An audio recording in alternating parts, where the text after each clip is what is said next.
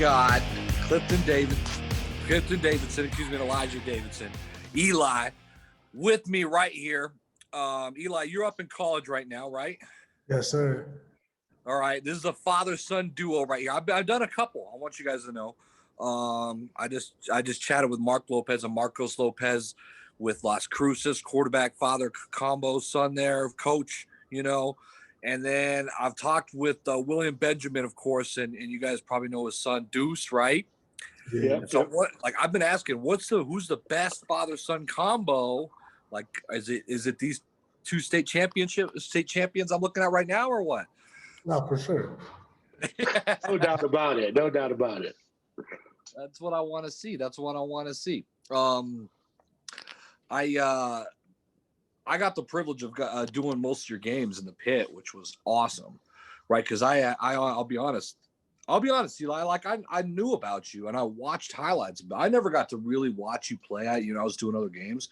I was blown away. With how athletic, how smart you were, how much of a leader you were. And I think you got to show a lot of people, not just me. You got to show a lot of people your skills in the pit. How fun was that? Honestly, it was probably like the coolest experience ever to play Yeah. in front of that many people. It was like, I remember the first game we played St. Mike's, and I was like super nervous, and I was like freaking out and stuff. But then like, I was like, man, I'm just here to play, and like that's it. Like I just got to do me.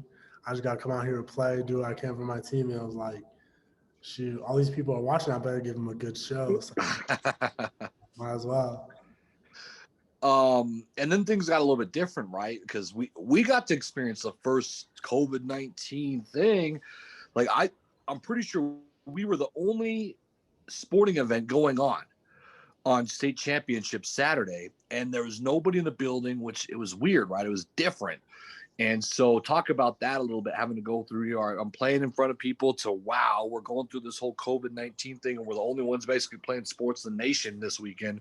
Like it was weird, wasn't it? Yeah, it was for sure weird. It was like, went from like people screaming everywhere, being able to like barely hear anything, even like your coach was like 10 feet away from you screaming at you and stuff, to like silence. Like you can hear every squeak of your shoe. Like there's nobody out in the stands. It's dead. Like you're in the arena and you look at like videos from previous years and you see everybody there, people in the Right. stand. It was like a college game, and then it was like quiet. It was like a scrimmage. I've done a bad job. You guys, of course, from Bosque, and you bring the first state title to Bosque, and did such a great job. I thought, this was my opinion, guys, and I want both of you, and I'll start with you, Eli, but then Coach, if you can step in and talk about it. When that state championship won, and everything you just said, I agree with, Eli. It was so weird. Like you could hear squeaks of the shoes. But once the game tipped off and you got into the flow of the game, like I felt like the emotion was there, the heart was there, the energy was there. Like I even think the officials did their jobs better because there was less pressure on them. Like I felt like a normal intensity type game while it was going on once it started. Yeah, I totally agree with that. I feel like once you kind of realize that there's like no one really screaming at you, there's no one there, it's just you. It's like a big like weight lifted off of everyone's shoulders, so everyone can just kind of like chill out and calm down a little bit. So like in that sense, it was kind of nice. Like you didn't have people screaming at you. You didn't have to scream to yell plays or something, or like run all the way across the court just to hear what your coach is saying. So like, I mean, in that sense, it was kind of like, it was like chill. Like it was kind of sad that we didn't have Obviously, you would like the big roar and the crowd there, and I know that, but I feel like the intensity was there. Coach, how did you feel like that went? What was the difference, I guess, from playing in front of everybody to having to go to that experience? No, I tell people all the time, I think it actually helped us just because, we're at Bosque, so we're not used to having, 5,000 people in a gym. We can't fit 5,000 people in a gym. But once the ball went up, once you came down that ramp and it was time to play, it was just time to play. And the goals were the same: to win the game, to compete, and to fight for that championship. And so that didn't change. It was crazy, though, to hear everything that's happening in there. From my standpoint, I could hear, the other coaches talking to their Right. players in the bench, Yeah. right? They could hear what I'm saying. And so, There's the radio crew right behind you, and you're probably listening to them, right? Yeah, the radio crew, and I've listened to that audio back from the radio, and you can hear every word I say throughout the game in that audio. So that could be good or really bad. Crazy. It could be good or bad depending on who's listening to it. So, but no, it was a great experience. But missing out on the 10 to the thousands of people who would have been there is what I do feel for the kids. Yeah, for sure. I would imagine for both of you, I remember interviewing you guys afterwards. I kind of asked you guys this. I would imagine for both of you that was special too, to not only be a coach of the winning championship team, but your son being as a star player as Elijah was, and Elijah for you too as well, not only being your coach, but your father, who is obviously so proud of you. In fact, I just got to apologize to both of you. Eli, your dad has been trying to make me cover Bosque games for like ever. And That's true. I guess I was this big prima donna and, was only doing 6A games and stuff. And I got to apologize because, man, you were the best player in the tournament. And it was, I would have loved to watch you play 6A and dominate it because you would have dominated everybody in 6A as well. And I apologize, guys. I apologize, but I made up for it because I got to cover you in the finals. So I'm on your team now, all right? I'm Team Davidson, man. As long as you're in our corner now, that's all that matters. I am. I'm Team Davidson forever, I promise. But like that was special, right? The father. I mean, just because your dad and your coach and a state championship, that's got to be cool. No, that was definitely cool. It's like I think we told you before. I was like we did everything together since I was in like 6th grade. Like it's been even before that, but at Bosque it's been like since 6th grade. So it's like we accomplished that together, and it was like, man, that's my dad. Like that's my coach, but that's my dad too. Like this is a great feeling, Right. Vice versa, coach. I know that was special for you. I know that. No, it was, man, and just like Eli said, I really tried to not coach him. Once he got to Bosque in 6th grade, I tried to not. So I let somebody else coach. He just played on the team in 6th grade at Bosque. I didn't coach. 7th grade year, they really needed somebody to coach, so I stepped in to help out, and then fortunately got pulled up to the varsity, to the high school level after that. And so, it's always kind of been the two of us, and there's been some amazing, great times in there, and there's been some crazy times in there. Was there been some tough dinners after games or what? some tough dinners after practice, man. Yeah. Hey, Eli, did mom have to cool some things down a little bit or what? Like, how did that go? Mom, we walked in the house and mom would just be like, she'd ask me, she's like, what happened? And I'd be like, not a good practice. And Dad would walk in, and she's like, heard it wasn't a good practice. And Dad would just go, no, it wasn't. And then we just sit down and eat dinner, and that was it. I love it. That's a story as old as time, guys. Like, that's, that's what's going to happen, man. But in the end, we're all better for it. Look at you guys. You guys have done great. Eli, tell me a little bit about college, man. Let everybody know who doesn't know. You're out there in Western Colorado, and how are things going, man? Man, things are going great. It's been like a tough year, of course, because of COVID, and we've had a lot of games taken away from us. Our team had to go into a whole quarantine thing, and let me say, that's not fun. No. Being a win by yourself, not fun, as a lot of people know, but I mean, college ball is just a different breed. It's probably the hardest thing I've ever done in my life. My body is constantly tired, but at the end of the day, I know I'm getting better, and it's a blessing to be out here. But I mean, let me tell you, some of these coaches are crazy, man. I thought my dad was crazy. These fools made him. You're probably like, Dad, thank you so much. Man, I would die to go back to a high school practice. I played at Eastern New Mexico, right? And I know what you're saying. Like, it's a level that everybody wants to get to, and when you get there, you don't understand.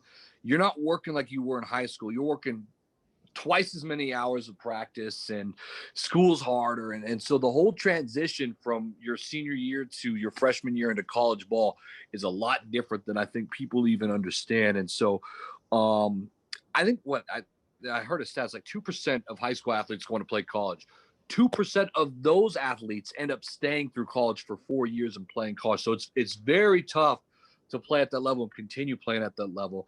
I would imagine if someone can do it though and continue getting better, man, it's you though. Are you sticking with this? Are you loving it? Are you enjoying the grind?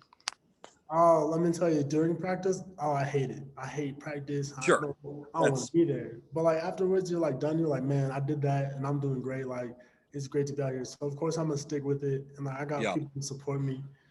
And so I mean, this is my passion. This is what I do for a living. So it's great to watch you play, man. It's been fun. Like I said, I'm on Team Davidson.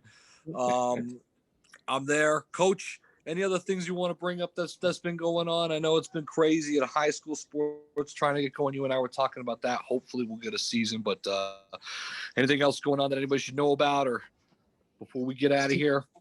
You know, not anything everybody doesn't know, you know, but the whole goal is for all of us to get back to work at what we do and what we love, and that's coaching basketball. And it's proud for me, and I'm happy that Eli is getting to play, and we get to watch them play college basketball because our kids here in New Mexico aren't getting to do that. And it's sad because, you know, they're 6 hours away.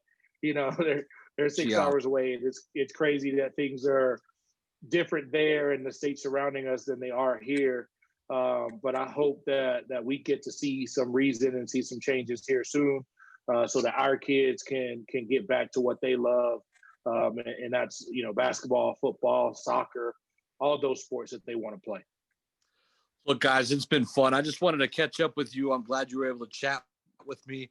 I sincerely mean this, Eli. I had so much fun covering you, man, in the pit and watching what you did, man. It was fantastic. So we're rooting for you.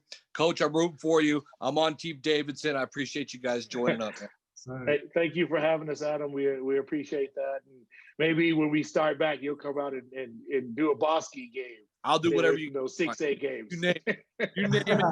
I'll be there. All right. Yeah. Thank you very much. Appreciate you inviting us on. Okay. Take care. Elijah Davidson, Clifton Davidson from Bosque, and now with Western Colorado. Eli, we'll see you guys. Take care. We've got the man himself, my friend, head coach of St. Pius Boys Soccer, a legend. That's right. A football legend in the state of New Mexico, AJ Hererra, or I say AJ Herrera. What's going on, bro? How you doing, sir? All right, so you want to play. I know you want to coach. Everyone wants to get stuff going. I'm hearing some good things, so we're going to cross our fingers. Hopefully we can get things going. But I want to start with you before we get to your boys and your coaching right now, and you're back at your alma mater. When you hear the name AJ Herrera, everyone knows. I knew when we've been able to chat about it. You were a legend, man, and you set records. Like what?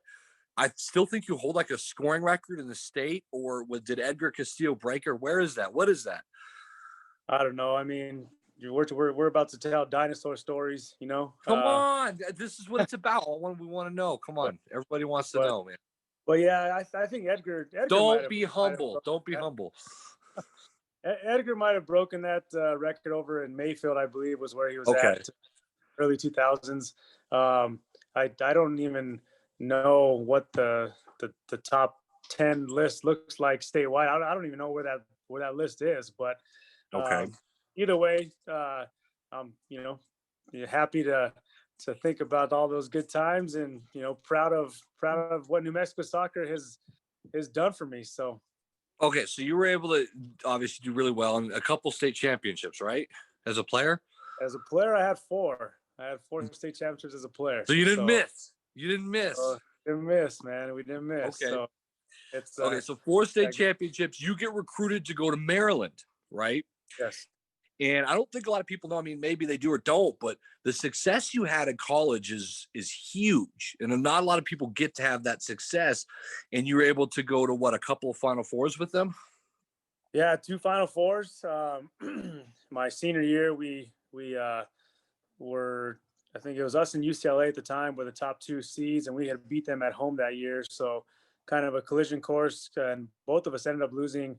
They lost in the quarters that year, got upset, and then we got upset in the semifinals. So, but no, phenomenal experience. You know, we were able to eventually win in 2005. That was basically a couple years after I left. Doesn't count. It, I'm just and kidding. you know why it counts is because one of my buddy Robbie Siedebaca, who was a freshman at Pius when I was a senior, he ended up playing at Maryland when I left. You know, we were able to get him over there, and he won a national championship, man. Against who? Against a team that doesn't exist, which is a shame. I know. University of New Mexico. But so those of you who don't know, it was against UNM, and Robbie Siedebaca was like the next best thing after AJ, and he lived up to it, and Robbie still can play really well. By the way, for folks that want to know, I know for firsthand that AJ could still play. He can still lace him up. He could still shake it out there. He could still ball up a little bit. So, you know, don't mess around with him, man. You still got it, bro. I saw it firsthand. Hey, you know, give me 5-minute spurts, you know, I'll do my thing. Not sure if I'm. Give me one run. I'll do one good thing with the ball, and then I'll need a break for a couple minutes. All right. So you go to Maryland, you have all this success, and also like what I think is crazy about it is like now you're able to help, you know, your student athletes get success as well. And one of the best players in the state was able to find his way to Maryland. Talk about that a little bit. Yeah. So we have a senior right now, Marcus Garcia. You know, we're praying that we can play a season. He's returning as a senior. He was one of our leading scorer last year, and the best player in the state, no matter the class, up top. And we were able to open the door for him at Maryland, and you know, they took interest. We sent them some film, and you know, the rest is history. I mean, they liked what they saw. And Marcus belongs at that level, and he does. I'm super happy that he can show his stuff. So no, we're proud of him. He works very hard. You begin athletes to the next level and helping. That's what I love, man. That's what it's about. Is I know there's some coaches that maybe don't put all the effort that they need to help their kids get into the next level. Now, I'm not saying every coach. I just know there's a few. But I like to see it, and it's working. And you got a couple other players actually that are going to the D1 level, right? Didn't you just have another player? Yeah. Talk about that. So Zach Pena. That's right. Yeah. I mean, he's another phenomenal player. He plays in the back, athletic, strong, belongs to the D1 level. Well, we helped him with the recruiting process and spoke to the University of Tulsa University coach, and you know, same thing. I mean, it's just sometimes it just takes a little work to kind of get the attention of these college coaches. But at the end of the day, they want to see these guys in action, and they liked what they saw with Zach. So yeah, we've got 2 Division I players. There's a couple other players that are showing some interest in playing at the next level, but right now we have 2 Division I players next year. So we're super pumped. That's fantastic, man. That's what it's about. You got all right. So you come into coaching. Coach is your passion then, and you start. Where'd you start in New Mexico? Was it Santa Fe? You know, so in 2004, when I decided to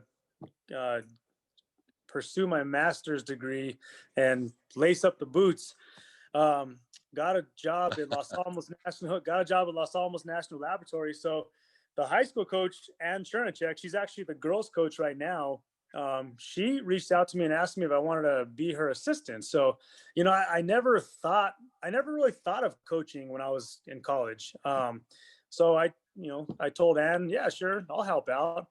Didn't realize I'd fall in love with it. So had a heck of a time. I had a great time in 2004 with the Los Alamos boys team as the assistant. And gosh, this is my 17th season as a soccer coach here in New Mexico. So, bro, just kind of 17. It was just meant to be. Yeah, 17. 17, man. 17. All right. How cool is it to be able to go back to St. Pius and get the boys' job where you had so much success, and I know you've got a really good relationship with the coach who, I mean, was just dominant there, is Coach Tristani. Is that correct? Yeah, Coach Tristani. And I mean, like, mega success. And so, like, I'm pretty sure, like, almost like a mentor coaching wise to you. Is that kind of fair to say? Oh, for sure. No, he's a great person. Mm-hmm. The ultimate. He is the definition of a transformational coach, right? I mean, you have coaches out there that make a difference in people's lives, and he is 100% that person. So I played for him back in the late 90s. To this day, we have a friendship. I always have seen him as a mentor to me, and even now, I mean, I pick his brain and ask him what he would do in these situations, and it's just great. I mean, he's a phenomenal human being. So you come back, and I don't want to be like disrespectful or anything, but St. Pius kind of had lost its marquee, right? Tristani kind of left, and it was like state championship, and all these players. And when I played, going to college and all this, and it kind of lost a little bit of its luster. And I feel like you've brought some more predominance now. You have not been able to hold that blue yet, and you've been close. You've been to the state championship. You've been knocking on the door. But what do you feel like you've brought back to what St. Pius, I guess, used to be, where everyone kind of was afraid to play him type thing, you know? Well, I mean, I just bring the passion, bring the passion. There's no doubt. I bleed black and gold, and when the stars aligned to where I was able to take on this role with Pius, I couldn't have been happier. I mean, I had a phenomenal time in my previous roles. I mean, I want to give my Santa Fe High Demons a shout out, because I coached them for 7 years. I had a great time in Los Alamos early on as well. But no, I couldn't be more happy of being able to coach Pius right now.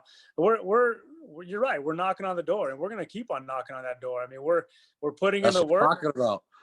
All you can do is put in the work, man. And my guys, I mean, I just came from an off-season session about an hour and a half ago. My guys are already putting in the work. And, for those that have played here at Pius, I mean, they know what the expectations are. And, we're defined by every moment that we show up to work. Right. I mean, so it'll come, I'm ready. Put me in. Put me in, come. Coach. Put me in. Let's go. It'll come, man. So, but I couldn't be happier with the group that I've had over the last 5 years.